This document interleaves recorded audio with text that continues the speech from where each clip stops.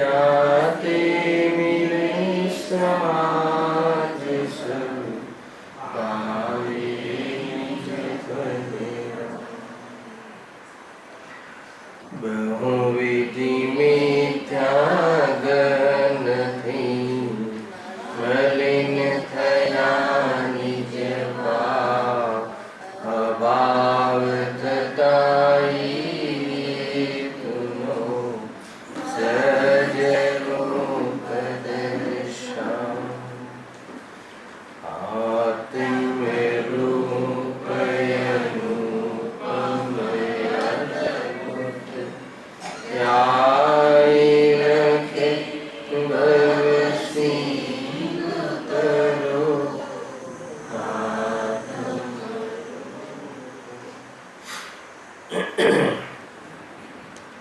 श्री मोक्ष मार्ग प्रकाशक ग्रंथ से लगभग ઉનાળાનું સવા મહિનાના વેકેશન પછી નિયમિત રૂપથી શનિ રવિ જ્યાં ચાલતો ગ્રંથ છે એમાં પાંચમા અધિકાર ઉપર આપણે સ્વાધ્યાય કરી રહ્યા છીએ. સવા મહિનાના અંદર ઘણા મહત્વપૂર્ણ પ્રસંગો પણ થયા.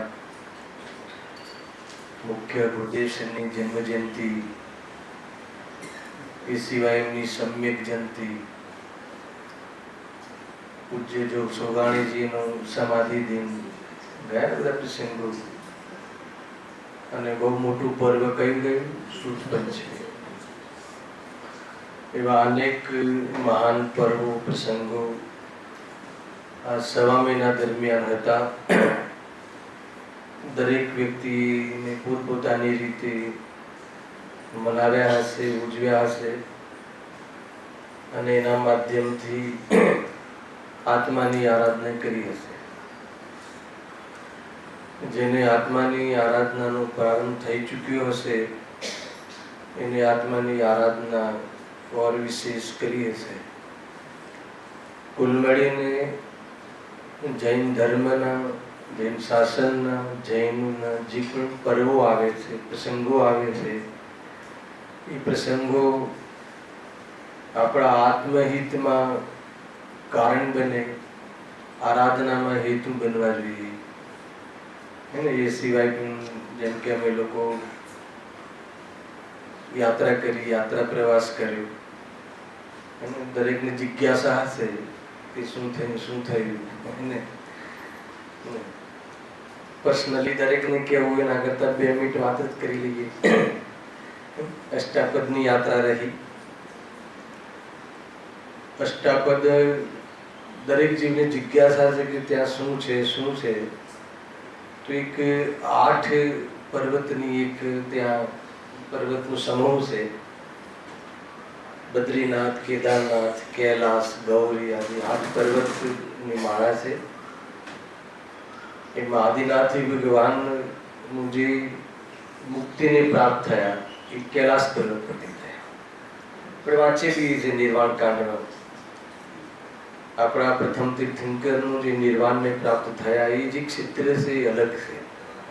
એ જે કૈલાસ પર્વત છે ને, તિબેટ, ચાઇના, એ જગ્યાએ છે. અને અહીંયા જે બદ્રીનાથ જે કહેવામાં આવે છે એક પ્રકારથી તપોભૂમિ કહો, હશે કોઈ સમોષણ આદિ આવ્યું હશે, ઉલ્લેખ ક્યાંય છે નહીં, પરંતુ એ ભૂમિ પર ત્યાં વિચરતા હશે એમ આપણે અનુમાન કરી શકીએ છીએ. અને ત્યાં જે પ્રતિમા છે કે જે બદ્રીનાથ કહેવાય છે, લૌકિક દ્રષ્ટિએ જે વસ્ત્ર પહેરાવી દીધા છે, જે એ કંઈક 4 વાગે ખુલે છે ઉપરનો એ પોર્શન, અને ત્યાં 4:30 એન્ટ્રી છે, અને 5:30 5:30 ત્યાં અભિષેક કરવામાં આવે છે. અને એ વખતે જે વસ્ત્ર તોરું જે હોય ને, આપણે જે વાઘનું વસ્ત્ર એ ટાઈપનું પહેરાવેલું હોય છે, જોયું હશે ગયા. તો એ વસ્ત્ર લગભગ 5 વાગે વસ્ત્ર કાઢીને અભિષેક કરે છે. અને એક તો આપણે ત્યાં સૂર્યોદય પહેલા અભિષેક હોતો નથી, તમને બતાવી દઉં કોઈ જિજ્ઞાસા હોય તો. અને એ જે વિધિ છે એ આપણી વિધિ હોતી નથી બે. અને એ કોઈ મતલબ કે ત્યાં કોઈ બી પ્રકારની જે ભલે પ્રતિમા આપણી છે આપણી જ રહી હશે, આપણી જ પ્રતિમા છે, પણ એને અત્યારે કોઈ દર્શનીય પ્રતિમા નથી. એટલે કોઈને ત્યાં જવા માટે પ્રેરણા આપવી ઠીક નથી. એને બધું ગ્રહિત મિથ્યાત્વનું પોષણ છે અને ત્યાં કઈ બધી ચુંદરીઓ ચઢાવે છે ને કઈ લૌકિક ક્ષેત્ર થઈ ગયું છે. એક પ્રકારથી આપણા માટે દર્શનીય પ્રતિમા નથી. અને એ પછી 2 મિનિટ કે 2 સેકન્ડ માટેનું જે ઝલક છે એ પણ એમાં પણ કાંઈ દમ નથી. એટલે ત્યાં કોઈ વિશેષ કોઈના પરિણામ બનતા હોય તો કોઈ મતલબ નથી. ત્યાં ઠંડી બહુ હોય છે, ઠંડકના હિસાબે કોઈ ફરવા જાય વાત જુદી છે, પરંતુ યાત્રા માટે કોઈ આપણે સલાહ આપવા જેવું સ્થાન નથી. એના પહેલા જે છે ઋષિકેશ છે, હરિદ્વાર છે, ત્યાં આપણા જૈન મંદિર છે, મુમુક્ષુનું આપણે ગુરુદેવસિંહનું પણ એક મંદિર છે. ક્યાંય ને ક્યાંય આપણે ગુરુદેવસિંહની પ્રભાવનાના અંશો તો જોવા મળતા જ હોય છે. ક્યાંય ને ક્યાં પહોંચ્યા છે ગુરુદેવ, મળ્યું ને ક્યાં ને ક્યાં હોય જ છે. એને આપણા મુમુક્ષુ ભાઈઓ પણ મળી જાય છે ત્યાં આપણને. બાકી પહેલા ને જે બધા સારા હસ્તિનાપુર તો બધા જોયું છે. એ બધી યાત્રાઓ કરવા લાયક છે, પરંતુ કોઈના મનમાં કોઈ હોય કે જિજ્ઞાસા હોય તો અષ્ટાપર કંઈ જવા જેવું નથી. અથવા ત્યાં કોઈ આપણું કાંઈ નથી, એક શબ્દમાં કહીએ તો. એટલે એનો બહુ વિકલ્પ ન કરવો. ફરવા ફરવાની જગાઓ છે, આપણા કામની જગ્યા છે નહીં. અને કોઈ ત્યાં 2-4 દિવસ રહીએ તો ત્યાં આપણને ભગવાનના દર્શન પણ ના મળે. નીચે 24 ચરણ છે અને ત્યાં દિગંબર એક ધર્મશાળા બી છે, 24 ચરણ બી છે, બસ એટલું છે ત્યાં. ઘણા લોકોને એમ હોય ને કે એક અષ્ટાપદ શું છે, લોકો જતા હોય છે. અમે જિજ્ઞાસા બસ ગયા હતા, પણ એવું કાંઈ બધી ગેલુતતાનું મહત્વ છે, કોઈ આપણી ત્યાં કોઈ કામ નથી. એટલે એના પહેલાના જે સ્થાનો સારા હતા અને ત્યાં વિતરાગી આપણા જે દર્શન પણ છે. અને નીચે આગળ જે હસ્તિનાપુર તો બધા જોયું છે. એના વચ્ચે બડાગાંવ દહેલનાવ જે આવે છે ને, ત્રિલોક મંદિર આવે છે મોટું. ઘણી બધી ત્યાં એ બધું છે, બધા સ્થાનો સ્થળો છે. ત્યાં સ્વાધ્યાયમાં અનુકૂળતાઓ છે, કોઈ જાતિનો એવો વિરોધ નથી. આપણે 50 કે એવા ગ્રુપમાં જઈએ, સ્વતંત્ર સ્વાધ્યાય કરી શકીએ છીએ આપણી સ્થાનોમાં. ભલે ત્યાં કોઈ એવા રુચિવાળા જીવો મળતા નથી હોતા, પરંતુ આપણને ત્યાં કોઈ જાતિનો કોઈ વિરોધ નડે એમ નથી. આપણે સ્વતંત્ર સ્વાધ્યાય કરી શકીએ છીએ. એને એટલી વાત કહી. અને જે અહીંયા શ્રુત પંચમીનું મહત્વ તો બધાને ખબર જ છે. શ્રુત પંચમી કે જે જીનવાણીનું જે આપણે લેખન વિધિથી એ દિવસે શ્રુત પંચમીના દિવસે એની પૂર્ણતા થઈ હતી. પ્રથમ શ્રુત સ્કંદ ગણનાયુગનો ગ્રંથ સદખંડાગમ નામ જો સાંભળ્યું હોય તો. જનરલી આપણે ધવલા નામ સાંભળ્યું છે, ધવલા, જય ધવલા, પણ એ તો એની ટીકા છે.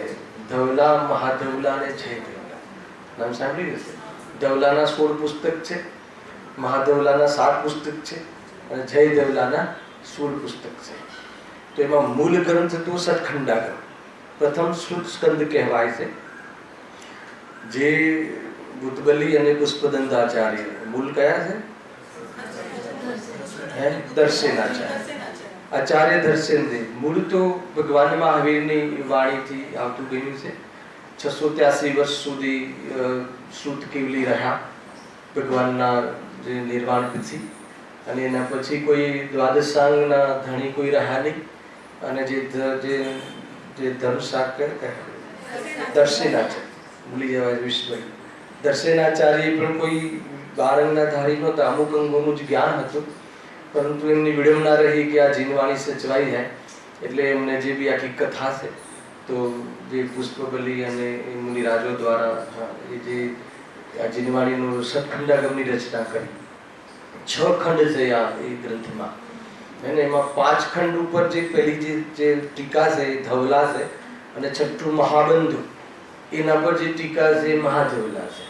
ટૂંકમાં બધી ટીકાને ધવલા કહેવાય છે. અને એ જ વખતે જે ગુણસાગર ગુણધર્મ મુનિરાજ થયા, આચાર્ય થયા, એમને કસાય પાવન નામનો એક ગ્રંથ લખ્યો. અને એની જે ટીકા છે એ જય ધવલા છે. એ 16 પુસ્તક છે. આ કર્ણાનુયોગનો વિષય છે. આપણે સાંજના જે વિષયો ચાલે છે ને એ બધા વિષયોની અંદર છે. જીવ અનાદિથી કર્મ સહિત છે, એની સિદ્ધિ અને એમાં જે 4 ગતિ અને કેવી જાતિની જે બહારમાં અવસ્થાઓ થાય છે એ જે આપણે સાંજના વિષયોમાં શનિવારના વિષયોમાં લેતા પણ હોઈએ છીએ તો એ બધો વિષય છે. અને એના પછી જે સેકન્ડ જે દ્વિતીય સુત સ્કંદ હે ને આપણા કુનકુન દેવ દ્વારા જે 5 પરમાગમોની રચના થઈ પ્યોર અધ્યાત્મ છે એને 2000 વર્ષ પૂર્વે થઈ અને એ આપણા માટે અત્યારે એને એમાં જે આત્માનો પરિચય એના પછી તો ગુરુદેવ શ્રી અમૃતચંદ્ર દેવની ટીકા પછી એમાં બી આપણને એટલી ખબર ન પડે તો ગુરુદેવ શ્રી જે ટીકાઓ કરી છે એ ખોલીને મૂકી દીધું જે શુદ્ધાત્માનું સ્વરૂપ. કુલ મળીને આપણે જે ગૌતમ ગણધરદેવમાં જે 12 અંગનું જ્ઞાન થયું એ વખતે મૌખિક પદ્ધતિ હતી, લિપિબદ્ધની શરૂઆત આ દિવસે પૂર્ણ થઈ હતી, જે શરૂઆત થઈ હતી એટલું. બાકી એક શ્રુત જે પંચમીમાં શ્રુતનો અર્થ એ થાય છે કે અનાદિ નિધન શબ્દભ્રમ, હે શ્રુતનો અર્થ થાય છે અનાદિ નિધન શબ્દભ્રમ. આ અનાદિ નિધન છે હે અને જે આ સરખંડાગમની જે મંગલાચરણ છે એ નવકાર મંત્ર છે, એને બી અનાદિ નિધન કહ્યું છે. તો લિપિબદ્ધમાં ભલે એની શરૂઆત થઈ છે પણ જે 5 પરમેષ્ટિ અને જે પદ અને એનો જે ભાવ વાચ્ય એ અનાદિ નિધન છે. એ પ્રકારે શુદ્ધ પંચમીની આપણે સામાન્ય ચર્ચા કરી. ઘણી બધી એમાં કથા છે, ચર્ચાઓ છે, બધાને ખ્યાલમાં છે.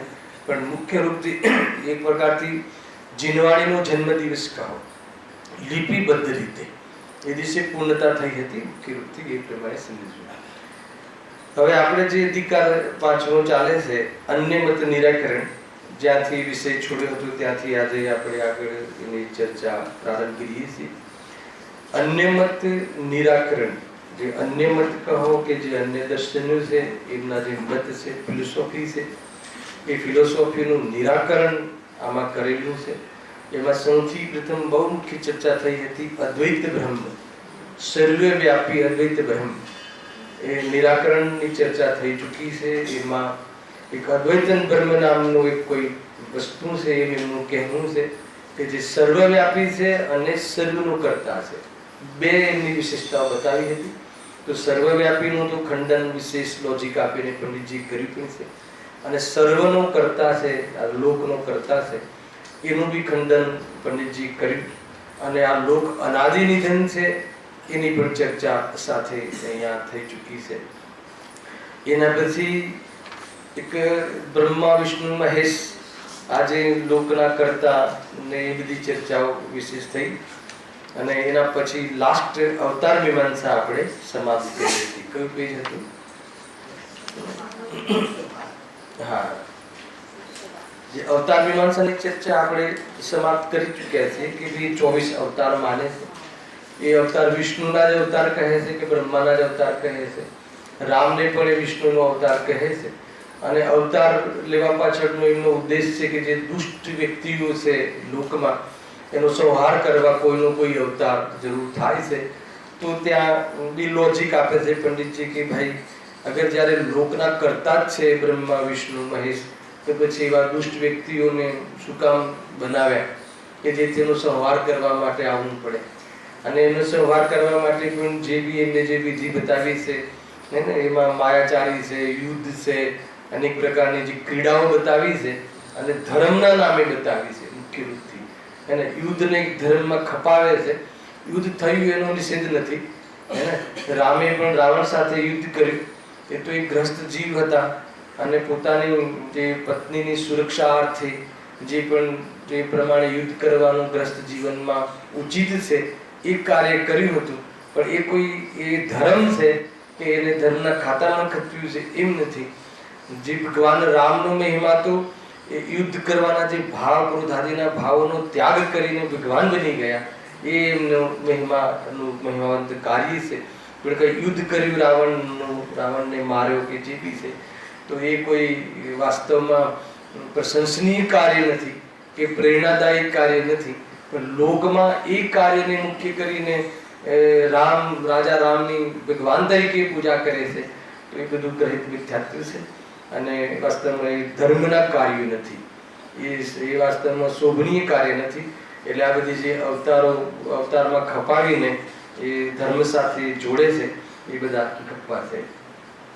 એની સાથે સાથે એમને કઈ બી જે બધી કુરીતિ ચાલે છે એની બી ચર્ચા કરી. પેજ નંબર 115 ઉપર જે અંતિમ સેકન્ડ પેરેગ્રાફ છે ત્યાં સુધી આપણે ચર્ચા થઈ હતી. એમને જે આ કહ્યું હતું કે જે લોકવાયકા કહો કે જે પ્રકારથી કુરીતિ ચાલે છે એમાં જો આ છે ને ત્રીજો પેરેગ્રાફ, પહેલો, બીજો, ત્રીજો, ચોથો. વળી તેઓ મરણ પછી શ્રાદ્ધાદિક વળી શ્રાદ્ધ કરે ને, શ્રાદ્ધ આ લાસ્ટ લીધું હતું આપણે. વળે તેનું ભલું થવું કહે છે. કેટલી મતલબ કે અંધશ્રદ્ધાઓ ચાલતી હોય છે ધર્મના નામે, હે ને, એ ધર્મના નામે કહે છે કે ભાઈ જે શ્રાદ્ધ આદિ, શ્રાદ્ધ કે ને, શ્રાદ્ધા કે આપણે હરાદા કહે છે આપણી ભાષામાં, બરાબર ને? ક્યારે આવે? કેમ શ્રાવણમાં જ આવે? હવે આ કોણે નક્કી કર્યા હશે શ્રાવણમાં? હશે એનું બી કઈ રાજ, પોલિટિક્સ, જે બી મહિનામાં એ કોણે નક્કી કરે, હે ને? તો હશે કોઈ બી ધર્મ ધંધા સાથે રિલેટેડ હશે કાંઈ બી, હે ને? ઘણા કોઈ જગ્યાએ કોઈ ક્ષેત્રમાં એને પવિત્ર દિવસ બી માને છે કેરલા સાઈડ, અને આપણે ગુજરાતીમાં એને અપવિત્ર દિવસ માને છે. એમાં કોઈ કહ્યું તો લાસ્ટ ટાઈમ ખરીદી આદિ કરતા નથી, બરાબર છે ને?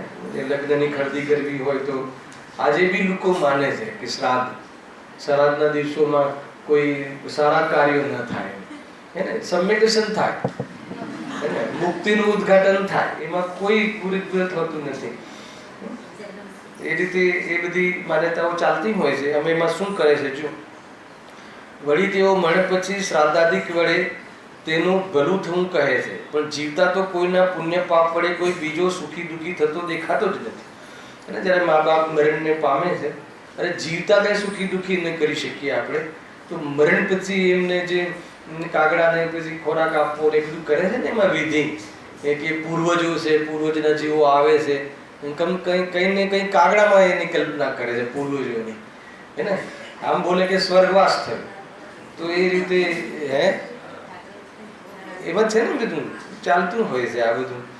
તો અને આજે બી કોઈની કોઈ રીતે આપણા મનમાં બેઠેલું છે, પૂર્વજોનું આ તે બેઠેલું હોય છે. પણ જીવતા તો કોઈના પુણ્ય પાપ વડે કોઈ બીજો સુખી દુઃખી થતો દેખાતો જ નથી, તો મરણ પછી કેવી રીતે થશે? અને મરણ પછી આપણે એને કેવી રીતે સુખી કરી શકીએ? માત્ર મનુષ્યને ભમાવી પોતાનો લોભ સાધવા માટે તેઓ આવી યુક્તિ બતાવે છે. કોણ? એને આ બધા જે પંડિતો બ્રાહ્મણો થઈ ગયા ને, જે બ્રાહ્મણો થયા, એ વેશધારી જે બ્રાહ્મણો સાધુઓ થયા, એ પોતાનું મતલબ કે કોઈ લોભ સાધવા માટે લોકોને ભમાવે છે, ભ્રમાવે છે. કોઈને વાસ્તવમાં તત્વ અભ્યાસ ન હોય પણ સંગી પંચેન્દ્રિય મનુષ્ય હોય તો બુદ્ધિથી વિચારે તો બી આ બધા ગપ્પા છે, છલ છે, એ નક્કી કરી શકે છે, હે ને? આપણી માટે તો બહુ મહાન અવસર છે. એક તત્વ જ્ઞાન બધા જ સમસ્યાઓનું સમાધાન છે. અંધશ્રદ્ધા તો જે તત્વ અભ્યાસ કરે એને અંધશ્રદ્ધા તો હોય જ નહીં. કેવી રીતે વસ્તુ સ્વતંત્ર છે, સુખી થવું હોય તો પોતે ઉપાય કરે તો સુખી થઈ શકે છે. આ બધી આપણે ત્યાં વિધિ બતાવી છે અને લોજિકલી બતાવી છે, અને એ પ્રમાણે અનેક જીવો સુખી થઈ ગયા એનું પ્રમાણ પણ બતાવ્યું છે. એટલે આપણે કોઈ જગ્યાએ કોઈ ભ્રમથી વિખડવાની જરૂર નથી, હે ને? દેવી દેવતાઓ બહારમાં આ રીતની અંધશ્રદ્ધાઓ કુરીતિઓ ચાલતી રહે છે, અને એમાં જીવ પોતાનું અહિત કરે છે, હે ને? ઉદ્દેશ્ય તો બહુ કહે, માંડ 1 કલાક મળે, હે ને? 23 કલાક તું દીકરા દીકરીઓને રાજી રાખવામાં જાય, શરીરને સેવા કરવામાં જાય, માંડ 1 કલાક કાઢે, એ પણ એમાં બી કૂદે કુબરું લૂંટી લે એટલે પોતે લૂંટાય, કેમ કે એને એ બધું ગમે છે, હે ને? એ જે કૂદે કુબરું જે પણ બહારમાં વ્યવસ્થાઓ, પંચેન્દ્રિયના વ્યવસ્થાઓમાં જે પણ બહારમાં બતાવે છે એ એને ગમે છે, તો એ બધી વ્યવસ્થાઓમાં એ યોગદાન છે એમ બતાવે છે. તો આ રીતે જીવ ખોટા માર્ગે ચાલ્યો જાય છે. એના પછી જુઓ અંતમાં કીડી, પતંગ અને હિંસાદિક જીવ પણ ઉપજે મરે છે, તેમને તેઓ પ્રલયના જીવ ઠરાવે છે. જે કીડી ને પતંગિયા જે આદિ તુચ્છ જીવો છે ને, એ તુચ્છ જીવો તો જાણે મરવા માટે જ પેદા થયા છે એમ એ લોકો કહે છે. આવા બધા મત ચાલે છે કે ભાઈ મનુષ્ય જે ઉત્કૃષ્ટ જીવ છે અને બાકી બધા જીવો તો મનુષ્ય માટે છે, હે ને? એ તો આપણા માટે, મનુષ્ય માટે જ છે. અને મનુષ્યમાં બી બધી ભેદ કરે છે કે જે પુરુષ છે ને એ જ ઉત્કૃષ્ટ છે, બાકી બધી સ્ત્રીઓ આદિ તો એ તો બધા સાધનો છે, અને એ તો પુરુષો માટે સાધનો છે, અને એને એ પ્રમાણે ચિત્રે છે. આગળ બહુ બધી વાતો આવવા વાળી છે, કોઈ વેલ્યુ જ નથી. અને બાકીના જે કીડી મકોડા બકરી જે ઊંટ આ જે એ બધા જીવો તો એકદમ તુચ્છ છે, અને એ તો કોઈને કોઈ રીતે મનુષ્યના ઉપયોગમાં લેવા માટે હોય છે. એટલા માટે જ પેદા કર્યા છે બ્રહ્માએ કે આ મનુષ્યના માટે છે એમ. અને એ લોકો એમ પાછું કહે છે કે જે મનુષ્ય હોય મનુષ્ય જ થાય, ભાઈ પશુ હોય પશુ જ થાય, બીજું બદલાય જ નહીં એમ. તો એવી રીતે કઈ ને કઈ ભ્રમણાઓ કોઈ ભ્રમ ચાલતા હોય છે. કીડી પતંગ અને હિંસાદિક જીવ પણ ઉપજે મરે છે, તેમને તેઓ પ્રલયના જીવ ઠરાવે છે. પણ જેમ મનુષ્ય આદિકને જન્મ મરણ થતા જોઈએ છે, તે જ પ્રમાણે તેમને પણ થતા જોઈએ છે. માત્ર જૂઠી કલ્પના કરવાથી શું સિદ્ધિ છે? ટૂંકમાં એ એટલા માટે કહે છે કે આગળ બહુ મોટી વાત કરવી છે, એટલે આ વાતની રજૂઆત કરીશું જો વાંચીએ છીએ. વળી તે શાસ્ત્રોમાં કથાદિકનું નિરૂપણ કરે છે, ત્યાં પણ વિચાર કરતા વિરુદ્ધતા જ ભાષે છે. અમને શોર્ટકટમાં કહ્યું બધી કથાઓ ઘણી છે, હે ને. એક ભાગવત જૈન કરીને થઈ ગયા, એ નાટક એમને લખેલા છે, અને ફિર એ બલી ચઢી નહીં એમ કરીને એક આખું નાટક છે, બહુ સુંદર નાટક છે. એમાં એ વાત આવી છે કે એક ઘણી કથાઓ છે, આ તો પોઝિટિવ કથા કહું છું તમને, કે ત્યાં મતલબ કે નગર એક રાજા હોય છે, તો નગરનો પ્રવેશ દ્વાર બનાવડાવો હોય છે ને, તો જ્યારે જ્યારે બનાવે તો એ તૂટી જ જાય છે. તો બધી જે લોકો હોય ને લોભી જીવો, ત્યાં બી પંડિતો હોય, જે બ્રાહ્મણો હોય, તો બ્રાહ્મણે રાજાને કહ્યું કાન ભંભીરા કે ભાઈ બલિ ચાહે છે, અને કોઈ નરદેહની બલિ જોઈએ છે, નરદેહની. તો એ જો બલિ હોય તો કે આ તમારો દરવાજો બની જશે. આ કથા છે. તો રાજા પછી ડિક્લેર કરે છે કે ભાઈ કોઈને સ્વેચ્છાએ જો કોઈને બલિ આપવી હોય કોઈના પુત્રની, તો હું એમને આટલું આપી દઈશ, આ સોના મહોરો આપી દઈશ. તો એક ગરીબ કુટુંબ હોય છે, અને 5 છોકરા હોય છે, સરખેથી રોટલા બી ખવડાવી શકતા નથી, તો એમ કે ભાઈ એક છોકરાને આપણે બલિ ચડાવી દઈએ તો બાકીના 4 તો સુખેથી રહે. ત્યારે એ બલિ ચડાવવા જાય છે, આપી દે છે છોકરાને. ત્યારે એકદમ તે નોર્મલ હોય છે, એકદમ મોઢા ઉપર કોઈ ભય કે ખેદ કે કશું નથી. રાજા પૂછે છે કે એમ તને ભય નથી એમ, અને એકદમ પ્રસન્ન જ દેખાય છે. તો એવો જવાબ આપે છે કે ભય કરીને શું ફાયદો છે? જેને જન્મ આપ્યો એ બી મારવા ઈચ્છે છે, જે રાજા રક્ષક છે એ બી ભક્ષક બની બેઠો છે. તો એ રીતે જ્યારે કહે છે ત્યારે એને પરિવર્તન થાય છે રાજાને, અને એ પછી એ બલિ ત્યાં બલિનો પ્રસંગ કેન્સલ રાખે છે. આ બધી કથાઓ છે, નાટક છે. તો ઘણું બધું ચાલે છે અત્યારે, અને એના માટેનો હવે પ્રસંગ અહીંયા લખ્યો છે, જુઓ નીચે. એને હમણાં પછી પેપરમાં મેં વાંચ્યું હતું કે ભાઈ ફલાણા ક્ષેત્રમાં 96,000 ઉંદર છે એનો નાશ કર્યો. તો હવે આપણને એમ લાગે છે કે આપણા માટે ઉંદરનો નાશ કોર્પોરેશન BMC બોમ્બેમાં, એને એવું કંઈક પેપરમાં હતું, બોમ્બેમાં જ ને. બોલો આપણને વૈરાગ્ય આવી જાય ને. 96,000 જીવોને આપણી મતલબ કે અનુકૂળતા માટે એને ખતમ કરી નાખ્યા. વૈરાગ્ય આવી જાય એકદમ. આજે બી હતું શ્લોકમાં, જીવ ક્યાંથી ક્યાંથી ફરે છે, કેટલા ને ખરેખર માર્ગ મળ્યો છે, મહિમા આવવો જોઈએ આગળ. ખરેખર આપણને સાચું ફિલ્ડ મળ્યું છે, અને ફિલ્ડમાં આપણે નિર્ણય કરી લેવો જોઈએ, અને જન્મ મરણનો આ જે બી અવસર છે ખતમ કરવો જોઈએ. અને એ જરૂર આ વાતથી આપણને ખ્યાલમાં આવે છે. જે અત્યારે ચાલે પણ છે, જે યુપીમાં ગૌમાંસનો વિરોધ ચાલે છે, તો એ કેમ ચાલે છે ખબર છે? એ ગાયને માતા માને છે, ભગવાન માને છે, હે ને. એને લઈને એવું નથી કે કોઈ મુર્ગાઓનું કતલ અટકાવવું, એવું નથી, ખાલી ગાયનું છે. તો કહે છે કે એ દૃષ્ટિ ઠીક નથી. ભલે જે અપેક્ષાએ સારું કહો, જે જીવ બચાય ઠીક છે, પણ એ કન્સેપ્ટ જે છે એ યોગ્ય નથી. ઉદ્દેશીને કોઈ કહેલું એ વખતથી ચાલે છે, પહેલાથી ચાલે છે આ તો, કે આ ગાયોના જે આ કતલ થાય છે એ વિશે તમે એના બચાવમાં કંઈક કહો. તો કે અમે તો એકેન્દ્રીય જીવથી બધા જીવોની રક્ષા ચાહીએ છીએ, માત્ર ગાય માટે અમે ન કહીએ. આવું એકવાર મેં વાંચેલું છે કોઈ માટે. કોઈ કહ્યું હશે પંડિતજી કે તમે કંઈક બોલો એમ, તો કે અમે તો એકેન્દ્રીય જીવથી લઈને ને સટકાયેલા જીવોની હિંસાના ત્યાગનો માર્ગ છે આ તો, અને અમે કોઈ જીવ સાથે અન્યાય નથી ચાહતા. ખાલી ગાય સાથે કેમ? તો એવું કઈ રીતે કહી શકે ખાલી ગાય બચાવો? બધા જીવ બચાવો. અમે કેવું હશે તો બધા જીવ માટે કહેશું, સ્વયંને બચાવો પહેલા તો રાગ દ્વેષથી. જ્ઞાનીની દૃષ્ટિ જેને જોતા રહે. એમને ક્યાં વોટ લેવા હતા કોઈના કે વોટિંગ કરાવવું હતું, અથવા ક્યાં કોઈ એમનું પોતાનું કોઈ ફિલ્ડ વધારવું હતું કે ભક્તો વધારવા હતા કે એવું કોઈ. અહીંયા તો કોઈ ભક્ત જોતા જ નથી કોઈને, ભગવાન તરીકે જોવા વાળા દ્રષ્ટિ જેની હોય એને બહારમાં શું મહત્વ, એની બધી બાબતો છે. જો હવે આ લખ્યું છે, યજ્ઞમાં પશુવધથી ધર્મ કલ્પના. પશુવધ ધર્મના નામે, ધર્મના નામે જેટલી હિંસા થાય છે ભારત વર્ષમાં એટલી હિંસા સામાન્ય રીતે નથી થતી, એમ અહીંયા કહ્યું શૈલેષભાઈ. જો વળી તેઓ અજ્ઞાદિત કરવામાં ધર્મ ધરાવે છે, યજ્ઞમાં મોટા જીવોનો હોમ કરે છે, અગ્નિ કાષ્ટાદિકનો મહાઆરંભ કરે છે અને તેમાં જીવઘાત થાય છે. તો એ તો સમજવા તૈયાર ના થાય, લાકડાઓમાં જીવ બળી જાય છે. તો રાત્રિમાં આપણે કોઈ મરણ થાય તો આપણે બાળતા હોઈએ છીએ, 2-4 કલાક રાખીએ છીએ. દોષ બહુ લાગે છે ભાઈ એમાં. અંતર મુહૂર્તમાં 48 મિનિટ પછી તો એમાં જીવો 30 જીવો પડી જાય.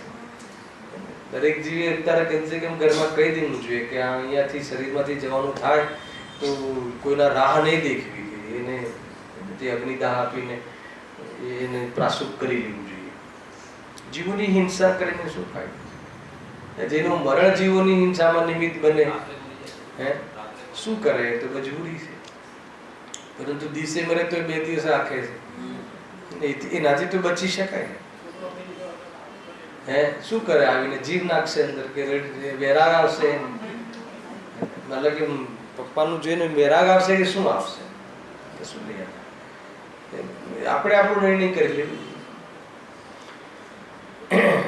હવે તેમના શાસ્ત્રોમાં લોકોમાં હિંસાનો તો નિષેધ છે. પાછું જો હિંસાનો તો નિષેધ છે તો કેમ ચાલી ગયું? વાહ, વ્યક્તિ જો શ્રદ્ધા કેવી ચાલી જાય પછી જેમ તેમ જેમ કરાવે એમ કરેલો.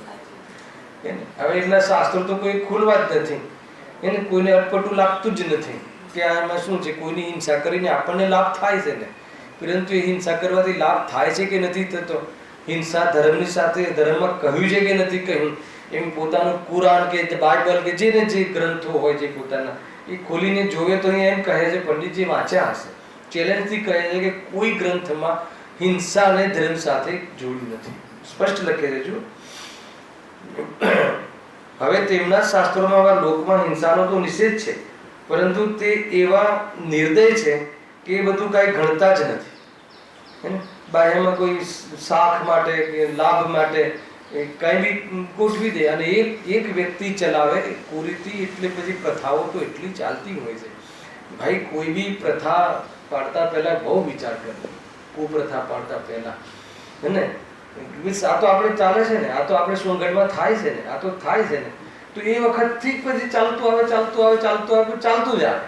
એટલે કોઈ બી વસ્તુ તમે જીનવાણીનો ભય રાખજો, આગમનો ભય હોવો જોઈએ. કેટલી વાર લખ્યું છે પંડિતજી, પોતાના મનોગત કલ્પના પ્રમાણે ચલાવી દે અને પછી ચાલ્યા જ રાખે. ભાઈ રાત્રિમાં કોઈ વિદ્વાનને જે ભોજન કરવાનું પરિણામ આવતું હોય અને પછી કે ભાઈ ચાલે, ફૂટતો ચાલે, આ તો ચાલે. જે જીવને નથી ચાલતું એ અલગ વાત છે, પણ ધર્મમાં આટલું ચાલી શકે એમ કહીને ધર્મના નામે ચલાવડાવે એ તો એક પ્રથા બની જાય છે અને એ પછી ચાલ્યા જ રાખે. અને એનાથી પછી હિંસા ચાલ્યા જ રાખે છે. એવી દુકાન ખોલીને જાય કે બસ એ ચાલ્યા જ રાખે. કુપ્રથાઓ બહુ વિચાર કરવો પ્રથાઓ કરતા પહેલા. ના ખ્યાલ હોય તો ન કરવું. એને એનાથી કોઈ વિદ્વતા ખતમ નથી જતી. ભાઈ મને ખબર નથી આ બાબતમાં, શાસ્ત્ર ખોલો, એના આગળમાં જુઓ ક્યાં છે ક્યાં નથી. એ બધું કઈ ગણતા જ નથી. તેઓ કોઈ કહે છે કે યથાર્થ પશવ સૃષ્ટાહ, અર્થાત યજ્ઞ માટે જ પશુ બનાવ્યા છે. ખ્યાલ? આ તો પશુ તો એ માટે જ છે, હોમ કરવા માટે જ છે, ને આપણી યુટિલિટી માટે છે. જ્યારે આપણને તકલીફ પડે ને બલિ ચડાવવી હોય, કોઈ દેવી દેવતાઓને ખુશ કરવા હોય હે ને, તો કોઈ પશુની બલિ ચડાવવા માટે તો આનો જન્મ થયો છે. માને છે આ લોકો. તમે વાત ચર્ચા કરશો કહેશે કે આ બધા જે પશુઓ જન્મ્યા છે એ તો મનુષ્ય માટે જ, એના ખોરાક માટે જ જન્મ્યા છે. અને ઉપરથી કહે કે માની લો કે જો એનો ખોરાક ન બનાવે તો પૃથ્વીની શું દશા થઈ જાય. હે ને, અહીંયા બધી મુરગી જ દેખાય. એના કરતાં અમે પાછું ઉપકારનું કાર્ય કરીએ. આજે ક્યાં છૂટશે, ક્યાં જશે? નરકોમાં આવે. ગજબની વસ્તુ છે. છતાં કોઈ એ પ્રશ્ન કર્યો હતો ને કે સમ્યક દર્શન કરવા માટે ક્ષરક્ષમ તો જોઈએ ને, તો ગુરુદેવ કહે કે ન જોઈએ, હે ને. પછી શું કહ્યું ખબર છે કે જેટલું જોઈએ એટલું તો તને છે, આમાં બી છે લખ્યું છે, હે ને. કેવી લખ્યું છે 9મા અધિકારમાં, અમારે જ્ઞાનાવળી કર્મનો ઉદય છે તો અમે ભેદ જ્ઞાન કેવી રીતે કરીએ? તો કે તું ભેદ જ્ઞાન કરી શકે ને એટલો જ્ઞાનનો ગાળ તો છે, હે ને. મોટા શાસ્ત્રોનો તું અર્થ ન કાઢી શકે એટલું જ્ઞાન ભલે ન હોય, પણ એ કાંઈ અટકતું નથી. 7મી નરકમાં બી ચારેય ગતિના સંગીત પંચેન્દ્રિય જીવ આત્મદર્શન કરીને મોક્ષ માર્ગનો પ્રારંભ કરી શકે છે. એનાથી કોઈ વિશેષ વાત આપણા માટે શું હોઈ શકે? અને એમાં કોઈ કન્ડિશન નથી કરી કે સ્ત્રી હોવી જોઈએ કે પુરુષ હોવું જોઈએ કે ના હોવું જોઈએ કે અમીર હોવો જોઈએ કે ગરીબ હોવો જોઈએ કે બુદ્ધિ બહુ તેજ હોવી જોઈએ, જૈન હોવો જોઈએ કે અજૈન હોવો જોઈએ, એવી કોઈ કન્ડિશન નથી. એકમાત્ર સંગની પંચેન્દ્રિય જીવ હિત હિતનો વિચાર કરી શકતો હોય, એટલું તારું જ્ઞાન ખુલ્લું હોય તો તું કેવલ જ્ઞાની જેટલું જીવ ક્વોલિટીનું સુખ લઈ શકે છે, એનો સ્વાદ તો તને હાલ આવી શકે. પ્રફુલભાઈ, એનાથી વધારે આપણા માટે મોટો અવસર કયો હોઈ શકે? શું ખામી છે તો બતાવો. આત્મદર્શન કરવા માટે આપણી પાસે કઈ ખોટ છે, હે ને. જેનો આશ્રય કરવો છે તો અનાદિ અનંત છે, અને આશ્રય કરવાનું સામર્થ્ય પર્યાયમાં છે. પર્યાયમાં હાલ વર્તમાન પર્યાયમાં આશ્રય કરવાનું સામર્થ્ય, વેદ જ્ઞાન કરવાની શક્તિ આપણી પાસે છે, અને ન કરે તો એમાં એનો જ દોષ છે. એને કર્મનો દોષ છે કે ન કોઈ બહારમાં કાલનો દોષ છે? તો એ અહીંયા કહે છે ભાઈ, બહુ વિચાર કરવા જેવું છે. ગજબ છે. આ યજ્ઞ માટે જ પશુ બનાવ્યા છે. હવે એ પશુ બનશે કે નહીં બને, અને યજ્ઞ કરવા વાળા બી હશે કે નહીં હોય, જરા પણ વિચાર કરતું નથી એ જીવ કે આ હું શું કરું છું, હે ને. જે દરેક આ તો બહુ લો લેવલની વાતો છે, પણ આપણા જીવનમાં પણ આપણે જે સ્વાદ માટે કે જીભના ચટકા માટે કંઈ ભક્ષ વિચાર જ નથી કરતા. અને ગમે એટલું સ્વાદિષ્ટ ખાય તો એનાથી કોઈ આયુષ્ય વધી જાય કે એમાંથી સુખ આવી જાય એવી તો કોઈ વ્યવસ્થા છે નહીં, હે ને.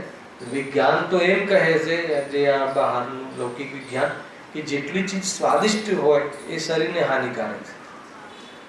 ખ્યાલ આવે કે નહીં? શરીરને હાનિકારક છે. તો હવે વાત ક્યાં આવી? લૌકિક દૃષ્ટિ. એટલે જે જૈનોરિઝમની જે લાઈફ સ્ટાઈલ છે, હે ને, જે જૈનોની જે જૈન ચરણાની યોગમાં જે જીવનશૈલી છે, ભોજનની, આવાસની, રહેવાની, ઉઠવાની, બેસવાની, ચાલવાની દરેક જે વ્યવસ્થા છે, એટલી અહિંસક અને એટલી શારીરિક સ્વસ્થતાને અનુકૂળ છે, અને મનની સ્વસ્થતા માટે પણ એટલી અનુકૂળ છે કે જીવ હર એક પોઝિશનોમાં આત્મકલ્યાણ કરવા માટે તૈયાર હોઈ શકે. એટલું જોરદાર છે, હે ને. એ વિચાર કરવા એ ખુલવું જોઈએ. આ વખતે યાત્રા દરમિયાન શૈલેષભાઈ ઘણી વાર ચર્ચાઓ થઈ કે ભાઈ એક જે બી શિબિરો હોય કે ચરણાની યોગનો એક પીરિયડ તો લેવો જોઈએ છે, બને છે. ઘણા જીવો એવા છે કે એમને આચરણ સંબંધી વિકલ્પ છે, પણ એમને જ્ઞાન નથી, ખબર નથી, હે ને. તો શિબિરોમાં કે આપણે જે કોઈ બી એકાદ પીરિયડ તો ચરણાની યોગનો હોવો જોઈએ કે જેથી કરીને આ ભૂમિકામાં થવા વાળું જે સદાચાર, આચરણ વિજ્ઞાન ખ્યાલ હોવો જોઈએ. ઊંચી ભૂમિકાનું બતાવવું જોઈએ, અને અત્યારની ભૂમિકામાં કેવું હોવું જોઈએ એ પણ આપણને બતાવવું જોઈએ. વિકલ્પ છે, હે ને. તો એનાથી ઘણી બધી જીવનમાં પવિત્રતા આવે, માનસિક સ્વસ્થતા બી રહે, અને અધ્યાત્મ તો કોઈ કસર નથી મૂકી ગુરુદેવશ્રીએ આપણને, હે ને. અને એને લઈને અને આચરણનું બી ઘણું કહ્યું છે, નથી કહ્યું એવું નથી. શ્રાવક ધર્મ પ્રકાશ આદિ ગ્રંથો વાંચો, ગુરુદેવના પ્રવચનો વાંચો, કોઈ ચીજ બાકી રાખી નથી, હે ને. પણ આપણે પાસે ટાઈમ નથી એ વાત જુદી છે, ખ્યાલ આવી રીતે. જો આગળ લખ્યું છે, વળી મેઘ આદિનું થવું, શત્રુ આદિનો વિનાશ થવો, વરસાદ માટે બી બલી. પણ 6 મહિના 2 વર્ષ સૂકું પડી જાય તો કેટલી બલી ચડી જાય, ખ્યાલ આવે કે નહીં? ગજબ છે. શત્રુ આદિનો વિનાશ થવો, કોઈ શત્રુનો વિનાશ કરવા માટે બલી ચડાવો, અને ઇત્યાદિ ફળ બતાવી તેઓ પોતાના લોભ માટે, બસ આ ફળ બતાવે કે તારે બધું સરખું થઈ જશે સંતાન પ્રાપ્તિ માટે. ત્યાં આ બધું બહુ ચાલે છે ચમત્કારો. પેલા કયું ચાલતું હતું કાવ્ય વધારે ચાલે છે ને, ભક્તાનો શ્લોક, ત્યાં બહુ ચાલે વધારે બધા શ્લોકોમાં. એક જગ્યાએ શ્લોક, આ શ્લોકથી સંતાનની પ્રાપ્તિ, આનાથી પૈસાની પ્રાપ્તિ, એક જગ્યાએ આત્માની પ્રાપ્તિ નથી લખી.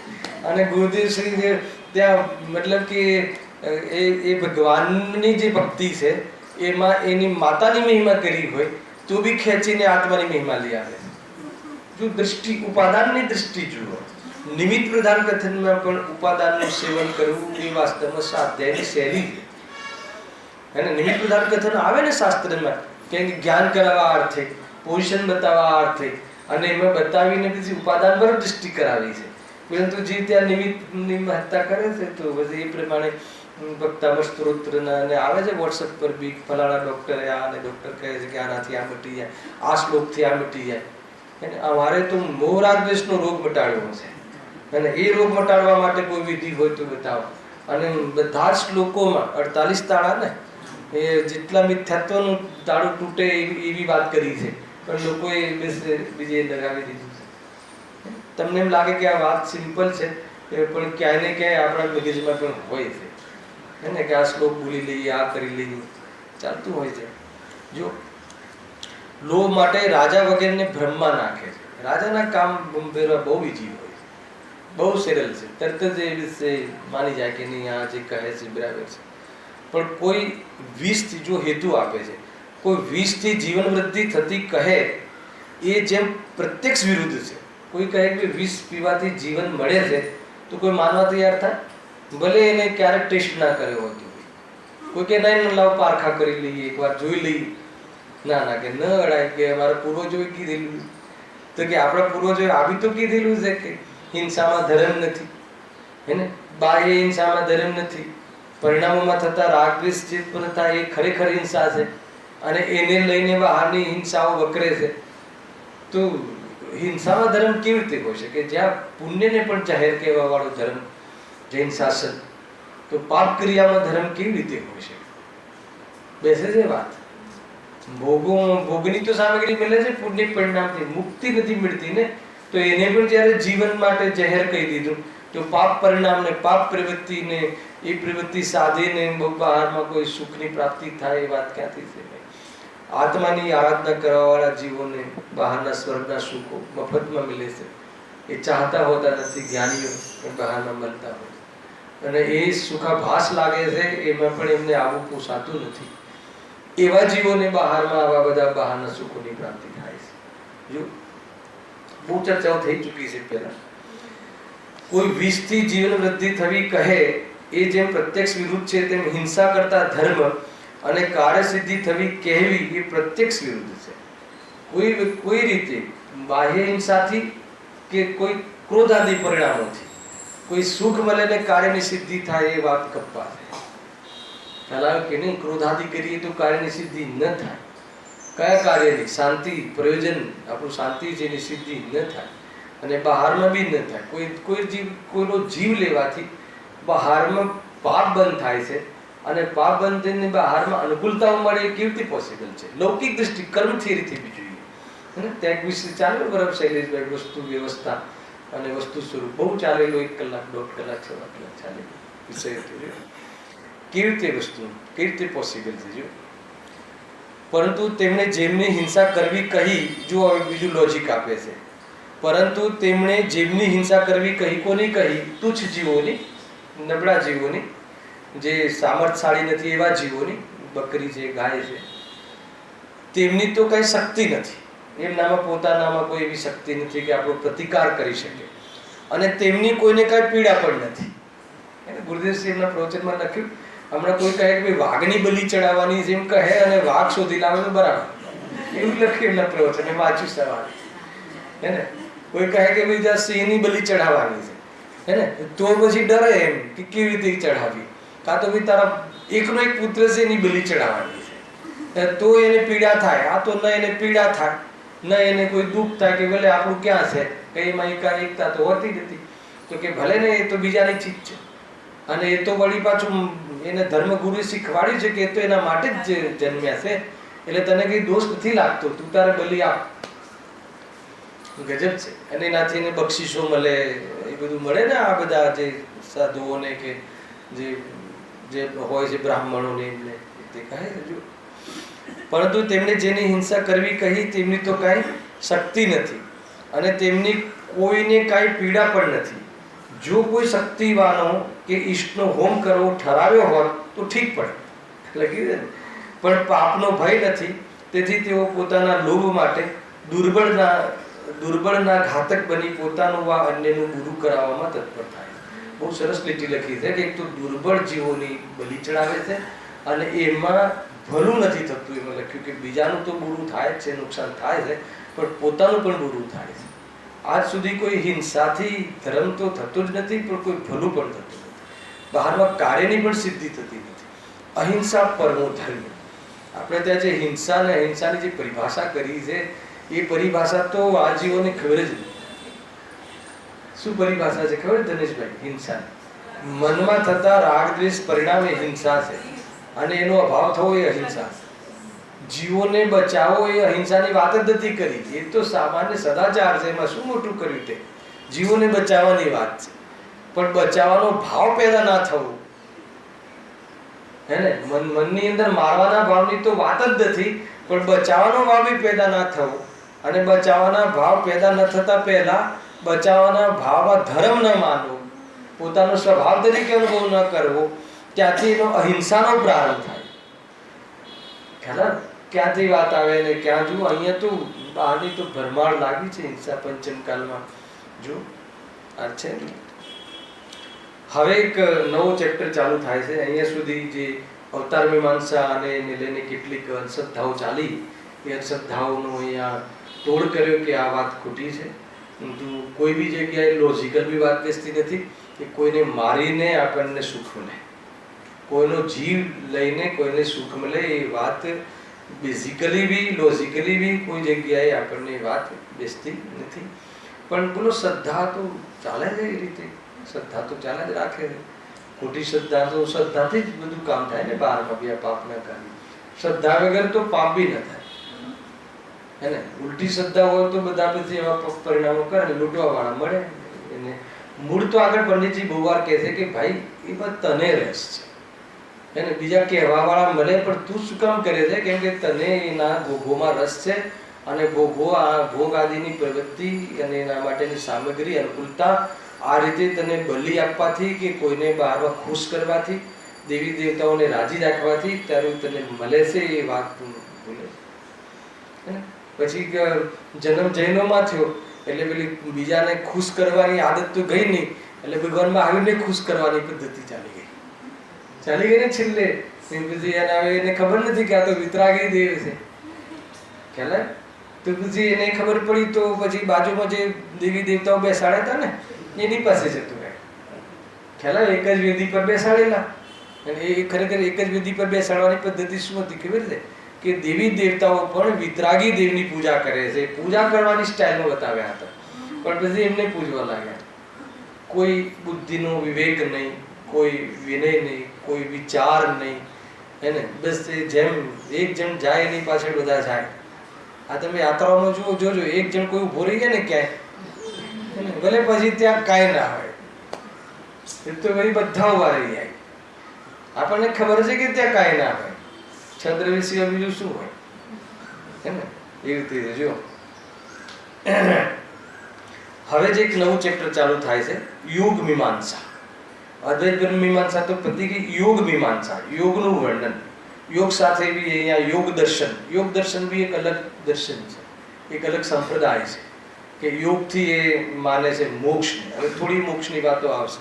અહીંયા સુધી તો મોક્ષની કોઈ વાત જ નથી. ખરેખર તમને કહું કે આ અત્યાર સુધી જે વાતો ચાલી ને, જે બી દેવી દેવતાઓની કે જે પણ ભગવાનોને ખુશ કરવાની કે રીઝવવાની, એ કોઈ મોક્ષ માટે નહીં. મોક્ષ જોઈતો હતો અને ભગવાનને કોઈ ખુશ કરવાની વાત ત્યાં નહોતી. એ તો બહારના કોઈ જે ઇન્દ્રિય સુખ છે એ ઇન્દ્રિય સુખ માટેની વ્યવસ્થા માટે ત્યાં બધી વાત ચાલી. પણ હવે એક એવું પણ એક સંપ્રદાય છે કે જે મોક્ષની વાત કરે છે. હવે એમાં યોગ દર્શન એમાં શું ભૂલો કરે છે એ બહુ જોવા જેવી વાત છે. જુઓ, તેઓ એટલે કોણ? યોગ દર્શન વાળા, યોગ મીમાંસા અહીંયા આવે છે અને એનું નિરાકરણ કરશે, જબરજસ્ત નિરાકરણ કરશે. અને એવી જાતિની ખંડન કરશે પંડિતજી કે આપણને તો ભય લાગે કે આ રીતે ખંડન કરવું એટલે એને કોઈ ડર લાગે કે લોકો શું કહેશે ને શું દશાઓ થશે. જે થયું એમની સાથે છેવટે જો હવે ખુલશે વાત. તેઓ ભક્તિ યોગ અને જ્ઞાન યોગ એમ બે પ્રકાર વડે મોક્ષ માર્ગ પ્રરૂપણ કરે છે. એટલે કે ભક્તિ યોગથી અને જ્ઞાન યોગથી બે પ્રકારના યોગથી મુક્તિ મળે છે. કોઈ ભક્તિ કરીને મોક્ષ જાય ને કોઈ આ લખ્યું ને જ્ઞાનના યોગથી. હવે જ્ઞાન યોગમાં શું માને છે, ભક્તિ યોગમાં શું માને છે, કેટલાક શબ્દો તો એવા કથનો આવશે કે જેમ કે સમયસારના કથનો જેવા આવશે, અને એ કથનોનો શું એ લોકો એને અર્થ કાઢે છે, ખોટો ઉપયોગ કરે છે, કેવા એમાં ખોટા બધા અર્થ કાઢીને મિસગાઈડ કરે છે, એ બધી ચીજો આગળ આવવા વાળી છે. ભક્તિ યોગ અને જ્ઞાન યોગ આપણે ત્યાં પણ છે ને બે કયા બે માર્ગ છે મોક્ષ માર્ગ? એક નિશ્ચય મોક્ષ માર્ગ ને વ્યવહાર મોક્ષ માર્ગ. કહે ને બે મોક્ષ માર્ગ. મોક્ષ માર્ગ એક છે કે બે છે?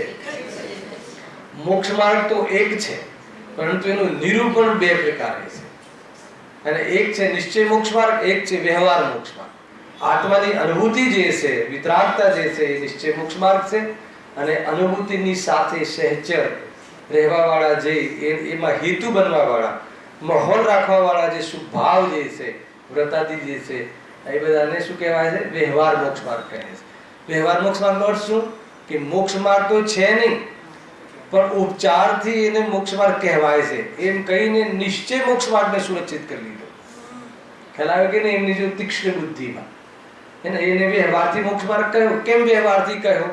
કે નિશ્ચયની સાથે હોય છે, કાં તો નિશ્ચય પ્રાપ્ત કરવાના પહેલા એવું જીવન હોય છે, ભક્તિમય જીવન, દેવશાસ્ત્ર ગુરુ સદંતી વિચાર, સાત તત્વનો વિચાર, એને કશાયની મર્યાદામાં લાવીને જીવનનો સદાચાર, આ બધું જીવન પૂર્વમાં બી હોય છે, અને આત્મદર્શન થયા પછી બી એવું જીવન એનું પૂર્ણતા ના થાય ત્યાં સુધી હોય છે, કે જેમાં સ્વરૂપમાં જવા માટેની તૈયારીઓ વિશેષ થઈ શકે એવી વિશુદ્ધ પરિણામને વ્યવહાર મોક્ષ માર્ગ કહે છે.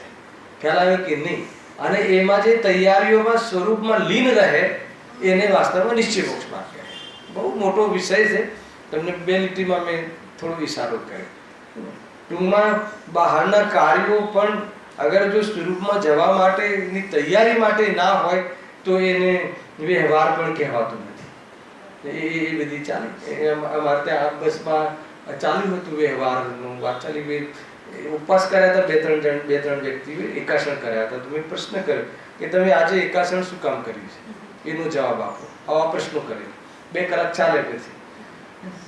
અને જે બી જ્ઞાનીઓ જે એકાસન ઉપવાસ આદિ જે તપ કરે છે હે ને, તો એને વ્યવહાર તપ કહેવાય છે. અને એવા જ તપ આપણે જે અજ્ઞાનીઓ કરે છે તો એને બાલવ્રત કહેવાય છે, અથવા ખોટા કહેવાય છે. તો એમના સાચા કેમ ને આપણા ખોટા કેમ? આવા પ્રશ્નો પેટા પ્રશ્નો કહીને ઘણું સ્વાધ્યાય ત્યાં થયું હતું. એટલે એ નિશ્ચય ને વ્યવહારની જ વાત છે. પણ હવે એ તો એમને ત્યાં એવું નથી. એ તો એમ કહે છે કે ભક્તિ કરીને પણ વાસ્તવમાં મુક્તિને પ્રાપ્ત થવાય છે, હે ને, અને જ્ઞાનથી પણ થવાય છે. તો ભક્તિમાં આપણે ત્યાં તો ભક્તિને કમજોરી કહી. ખ્યાલ આવ્યો? ભક્તિ શક્તિ નથી, અને એ લોકો ભક્તિને શક્તિ માને છે. અને પાછી કોની ભક્તિ કરવાની એ તમને બતાવશે, એને કોની ભક્તિ કરવાની, શું કામ કરવાની ને શું કામ નહીં કરવાની ને એ બધી ભક્તિમાં શું કરે છે, એમાં નિર્ગુણ ભક્તિ ને સુગુણ ભક્તિ અને એ બધી ચીજો આવવા વાળી છે. ક્યારે આપણે વિચાર્યું નહીં, પણ આવા પંથ ચાલે છે. આપણને પરિચય નથી ને આ બધી ચીજોનો બહારમાં, એટલે આપણને નવાઈ લાગે કે આવું બી કોઈ હોઈ શકે એમ. શું કામ ના હોઈ શકે? બલિ ચડાઈને ધર્મ કરવા વાળા હોઈ શકે, તો આવા બી શું કામ ના હોય શકે? આપણી વચ્ચે કોઈ હોઈ શકે? બીજો પ્રશ્ન. પછી આપણે હોઈ શકીએ? ત્રીજો પ્રશ્ન. આમાં આપણે હોઈ શકીએ? હવે એ આપણે શોધવાનું છે કે આમાં આપણો નંબર છે કે નહીં, આપણા પર આગળ ઉઠી શકે કે ના ઉઠી શકે, એ વસ્તુ આપણે નિર્ણય કરવાનો છે, સ્વયં કરવાનો છે કે હું ક્યાં ઊભું છે. અને પછી નિર્ણય કરીને શું કરવાનું? કે સાચો નિર્ણય કરવાનો, સાચા તત્વનો નિર્ણય કરવાનો. બીજું કઈ હાથમાં નથી. તત્વનો નિર્ણય કરવા માટેની પ્રેરણા આપી છે પૂરા મોક્ષમાં પ્રકાશકમાં. તું તત્વનો નિર્ણય કર બુદ્ધિપૂર્વક, બાકીનું કાર્ય અબુદ્ધિપૂર્વક સહજ થઈ જશે. અને કરવા માટે કોઈને કહેવું હોય તો તું નિર્ણય કર. નિર્ણય કર્યો ક્યારે કહેવાય? શૈલેષભાઈ, આ પ્રશ્નો બી બહુ પ્રશ્નો ચાલે. તત્વનો નિર્ણય કર્યો ક્યારે કહેવાય? ખાલી ધારણામાં આવી ગયું એટલું નહીં. એને સ્વીકાર થવો, એને લઈને કર્મની ઓરથી કહેવું તો એનું અંતકોડાકોડી સ્થિતિ થઈ જવી, ઉપાદાનની ઓરથી કે હું તો આનું જ પોષણ રહેવું, અભ્યાસમાં આનો જ નિષ્કર્ષ આપવો, અને એને લઈને જીવ અંદરમાં સ્વરૂપની વાતથી પ્રસન્ન રહીને વેદ જ્ઞાનનો અવસર વધારવો, જ્ઞાનને વારંવાર વેદ જ્ઞાનનો ચાન્સ આપવો, વર્તમાન ઉપયોગને વિષય આપવો, બુદ્ધિપૂર્વક બી આપવો, અને આ બુદ્ધિપૂર્વક બી કાર્ય એક જ કાર્ય ચાલુ અભેદની દૃષ્ટિ, સત્ય જ્ઞાન, અને તો એ જીવ પોતાની મંજિલ સુધી પહોંચી શકે. નહીં તો એ વચ્ચે ક્યાંય ને ક્યાંય અટકી જાય છે, કાં તો જ્ઞાનના ઉઘાડમાં અટકી જાય છે, કાં તો સદાચારના ફળમાં અટકી જાય છે, કાં તો કશાયની મનતામાં અટકી જાય છે, કાં તો ભક્તિઓમાં અટકી જાય છે, ખ્યાલ કે નહીં, અને વાસ્તવમાં પોતાનું અહિત કરી દે છે. સરવાળે તો ભટકવાના માર્ગ ઘણા છે, ભટકવાના અટકવાના. અટકે ત્યાં સુધી તો ઠીક છે, પણ ભટકી જાય તો પાંચ ખતમ. જ્ઞાની ભક્તિમાં આવે ત્યારે એવું અટક્યું છું એમ લાગે, અને અજ્ઞાની ભક્તિમાં આવે તો એને ધર્મ માનીને ભટકી જાય છે. ભટકવું એ શ્રદ્ધાનો દોષ છે, અટકવું એ ચારિત્રનો દોષ છે. ખ્યાલ? માનો કે તમે ઘરે રસ્તો જતો હોય અને વચ્ચે કોઈ મદારીનો ખેલ હોય, તમે 2 મિનિટ ઉભા રહી ગયા તો અટક્યા કહેવાય. થોડી વાર પછી ચાલશે, પણ જે દિશા બીજી પકડી હોય તો એને તો ગમે એટલી સ્પીડથી ચાલે, પણ એનું ઘર આવવાનું નથી. બરાબર છે કે ઘણી બધી બાબતો છે જીનવટથી આને સમજજો. 1 મહિનો થઈ ગયો ને એટલે થોડુંક અભ્યાસ તો કાયમી નો જોઈએ. અભ્યાસમાં વેકેશન ના હોય, અભ્યાસનું વેદ જ્ઞાન આવ્યું હતું ને ત્યાં, અને આગમ આધારિત વેદ જ્ઞાન. આગમ આધારિત વેદ જ્ઞાન એમાં તો માની લો કે એક પ્રકારથી એની અંદર તો સિલેબસ હોય કે 2 દિવસના 2 કલાક 3 કલાક, પણ અભ્યાસનું વેદ જ્ઞાન નિરંતર હોય. અને એ વાંચીને પરિણમરૂપ જ્યારે વેદ જ્ઞાન થાય ત્યારે મોક્ષ માર્ગમાં પ્રવેશ કરી. ઘણી વાર આ વાત થઈ ચૂકી છે. પ્રારંભ કરીએ છીએ. પહેલા ભક્તિ યોગ મીમાંસા એનું વર્ણન કરે છે. મીમાંસા એટલે વર્ણન. ભક્તિ યોગ, ભક્તિ બી એક યોગ છે. એ એક યોગ દર્શન વાળા કહે છે ભક્તિ બી એક એવો યોગ છે કે જેનાથી મુક્તિની પ્રાપ્તિ થાય છે. બરાબર છે? આપણે ત્યાં બી નિશ્ચય ભક્તિ છે ને, નિશ્ચય ભક્તિ અને વ્યવહાર ભક્તિ બધી ચાલે છે. નિશ્ચય સ્તુતિ, વ્યવહાર સ્તુતિ બધી ગાથાઓ છે. આત્માની સ્તુતિ એ નિશ્ચય સ્તુતિ. બરાબર છે? આત્મા માટે દેહની ઓરથી સ્તુતિ કરવામાં આવી વ્યવહાર સ્તુતિ. ખ્યાલ? સ્તુતિ એટલે એના એ સંબંધી ગુણગાન. દેહની ઓરથી આત્માનો પરિચય, અને આત્માની ઓરથી આત્માનો પરિચય, અને એ રીતે પરિણમી જવું એ જ વાસ્તવમાં નિશ્ચય સ્તુતિ છે. આ જ છે મુખ્ય રૂપથી. શું કરે આપણને? આપણી પાસે એ ચક્ષુ છે નહીં કે અંદર કોઈ ભગવાન આત્મા કે વિતરાગતા દેખાઈ શકે, તો બહારની ચેષ્ટાઓના માધ્યમથી અંદરની વિતરાગતાનો નિર્ણય કરીએ છીએ. પણ ચેષ્ટાઓને જ વિતરાગી અવસ્થા માની લે એ તો શરીરની અવસ્થાનું છે. જો ભક્તિ યોગ મીમાંસા 5 મિનિટ છે આપણી પાસે, તેમાં પ્રથમ ભક્તિ યોગ વડે મોક્ષ માર્ગ તેઓ કહે છે તેનું સ્વરૂપ અહીંયા કહીએ છીએ. નિર્ગુણ અને સુગુણ ભેદરૂપ 2 પ્રકારની ભક્તિઓ. પાછા એનો ભેદ કર્યો. એક નિર્ગુણ ભક્તિ. નિર્ગુણ ભક્તિ કોને કહેવાય? હે ને, કે જે બહારમાં કઈ દેખાય નહીં, હે ને, નિર્ગુણ, બહારમાં કોઈ વિશેષતા દેખાય નહીં, કોઈ સંયોગમાં કે એવી રીતે, અને માત્ર જે અમૂર્તિક, જેમ કે આત્મા અનંત ગુણનો પિંડ છે, એ આપણે એ જે ભક્તિ કરીએ છીએ નિર્ગુણ ભક્તિ છે. નિર્ગુણ ભક્તિ એને કહેવાય. અને બહારમાં વિતરાગી દેવોનું જે બહારમાં સમોષણની આદિઓથી જે ભક્તિ કરીએ એને સુગુણ ભક્તિ કહેવાય. જોકે એ ભક્તિને એ ભક્તિની કરવાની પ્રથાના અહીંયાની પ્રથામાં બહુ અંતર છે, આસમાન જમીનનો. પણ નિર્ગુણનો અર્થ એ છે કે જે આપણને બહારમાં ઇન્દ્રિયોનો વિષય ન બને, જે વિશેષતાઓ, અને એવી વિશેષતાઓનું આપણે સ્તવન કરીએ, એવી વિશેષતાઓને લઈને આપણે ગુણગાન ગાઈએ, જેવી ભગવાન આત્માના કે એમનામાં અદ્વૈત બ્રહ્મના, તો એને નિર્ગુણ ભક્તિ કહે છે. એ જ સમજવું. જો અહીં લખ્યું છે અદ્વૈત પરમબ્રહ્મની ભક્તિ કરવી. આવી ને, અદ્વૈત પરમબ્રહ્મની ભક્તિ કરવી તે નિર્ગુણ ભક્તિ છે. અદ્વૈત પરમબ્રહ્મ કોણ છે? અદ્વૈત એટલે અભેદ, દ્વૈત એટલે ભેદ, અદ્વૈત એટલે અભેદ. અભેદ પરમબ્રહ્મ કોણ છે? આપણામાં તો ભગવાન આત્મા, અને એમનામાં એવી એક વસ્તુ છે કે જે સર્વમાં વ્યાપે છે, જળ ચેતનમાં વ્યાપે છે, એટલે દુનિયામાં એક જ વસ્તુ છે અદ્વૈત નામ, પરમ બ્રહ્મ નામની, એમ નામાં એ છે કે દેખાય કે દેખાતી નથી, આંખોથી દેખાય નહીં, બસ એવી એક વસ્તુ છે. તો આપણે ભગવાન આત્મા બી દેખાતું નથી, પણ અનુભવમાં તો આવે છે ને.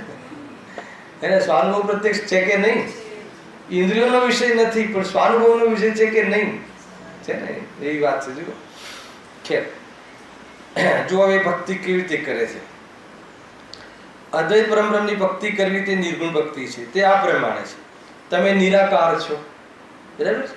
નિરાકાર એટલે આકાર વગરના, એને આકાર નિરાકાર. આપણે આપણામાં કોણ નિરાકાર છે? એક ભગવાન આત્મા ને સિદ્ધ ભગવાન, બરાબર છે ને. સિદ્ધ ભગવાનને નિરાકાર કહે. નિરાકાર એટલે શું? આપણે આગળ ચાલી ગયેલું છે. નિરાકાર કથનચિત નિરાકાર છે અને કથનચિત સાકાર છે. તો નિરાકારનો અર્થ એ છે, કથનચિત નિરાકાર એટલે કે પાંચ ઇન્દ્રિયોના જ્ઞાનનો વિષય નથી એટલે નિરાકાર. એવો આકાર નથી કે જે આંખેથી દેખાય, કાનેથી સાંભળી શકાય કે સ્પર્શી શકાય, એવો આકાર નથી એટલે નિરાકાર, બરાબર છે. અને સાકાર કે જ્યારે કોઈ વસ્તુ છે તો એનું ક્ષેત્ર હોય કે ના હોય, કોઈ ચીજ હોય તો કોઈનું કોઈ આકાશમાં એનું કોઈ સ્પેન્ડ કરે કે ના કરે ક્ષેત્ર, તો એ જે આકાર છે અસંખ્યાત પ્રદેશી, હે ને, કિંચિત ન્યૂન આકારે કહ્યું ને સિદ્ધ ભગવાનને. તો જે અંતિમ જે બે અવસ્થામાંથી કોઈ બી એક અવસ્થા, ધ્યાન અવસ્થામાં હોય ને રીન ભગવાન, ખડગાસન કે પદ્માસન, બીજી કોઈ અવસ્થા નથી હોતી, આ બે જ અવસ્થા. અને એમાં જ્યારે શરીર કિંચિત ન્યૂન આકાર, જે શરીર આકાર દેહ પ્રમાણ, એ આકારે આત્માના પ્રદેશો હોય છે. તો કિંચિત ન્યૂન શરીરથી થોડાક ઓછા પ્રમાણમાં એ આકારે એ જે અંતિમ જે એમનો આકાર હોય છે, પછી બદલાતો નથી, હે ને. એના પહેલા આપણા આકારો બદલાતા રહે છે. હવે આપણે કોઈ બીજી ગતિમાં જઈએ તો આપણો આકાર બદલાઈ જાય, આડા શરીરમાં જઈએ તો આડો થઈ જાય. પછી આ તો હવે નિમિત્તની ઓરથી આકારો બદલાતા હતા, હવે એ બદલાવાનું પણ ત્યાં એવો ને એવો થયા કરે, પણ કોઈ આકારો બીજા પ્રકારે ન થાય. નહીં તો પ્રતિસત્વ શક્તિનું પરિણમન છે કે નહીં, પ્રતિસત્વ ગુણ છે ને. તો એ રીતે ઘણું બધું ભણવાનું છે ભાઈ સાંજના ક્લાસોમાં. આજે છે ક્લાસ, રાત્રિમાં સ્ટાર્ટ કરીએ ને ચંદ્રકાંતભાઈ, પ્રારંભ કરીશું. ભલે જેટલાને ખબર છે એટલા હશે તો ત્યાંથી સ્ટાર્ટ કરીશું, થોડું રિવિઝન થઈ જશે. જીવ સમાસનો પ્રારંભ કર્યો છે આપણે રાત્રિમાં, કોઈને યાદ ના હોય તો, હે ને. એ રીતે તમે નિરાકાર છો, નિરંજન છો, મન વચનથી અગોચર છો, અપાર છો, સર્વવ્યાપી છો, એક છો. આ બધા વિશેષણ એમ લાગે કે આ તો સાચા છે, કે હું કાલે ખોલીશ આનું પેટ, હે ને. સર્વના પ્રતિપાલક છો, અધમ ઉદ્ધારક છો અને સર્વના કરતા હર્તા છો ઇત્યાદિ વિશેષણો વડે ગુણ ગાય છે. હવે તેમાં નિરાકારાદી કોઈ વિશેષણો તો અભાવરૂપ છે, તેને સર્વથા રૂપ માનવાથી અભાવ જ ભાષે. આ એમને હેતુ આપ્યો છે. તમને હાલ ખ્યાલ નહીં આવે, કાલે એનો ખુલાસો કરીશ.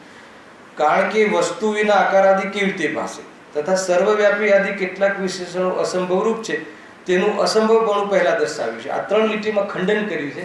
એ પહેલા એમને એમનું મતનું મંડન કરી અને આ 3 લીટીમાં જવાબ આપ્યો છે કે આ તું જે કહે છે કેવી રીતે સંભળાવે. એનું કાલે આપણે અહીંયાથી ખુલાસો કરીશું. આગળ બહુ રોચક વિષય આવવાવાળું છે, એની ચર્ચા કાલે સવારે કરીશું. રાત્રે મળીએ છીએ. સહેજાન